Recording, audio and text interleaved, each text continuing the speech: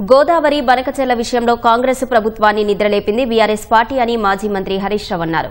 బనకచెర్ల ప్రాజెక్టుకు పర్యావరణ అనుమతులు తిరస్కరించే వరకు అలుపెరగని పోరాటం చేసింది బీఆర్ఎస్ అని పేర్కొన్నారు.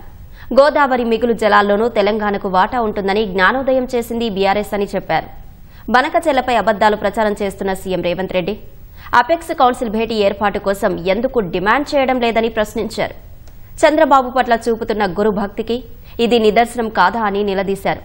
బీఆర్ఎస్ పాలనలో ప్రస్తావనే రాని బనకచెర్ల ప్రాజెక్టు ఇప్పుడు ఎవరి అండ చూసుకుని ముందుకు వచ్చిందో తెలంగాణ ప్రజలకు తెలియదా అని అన్నారు.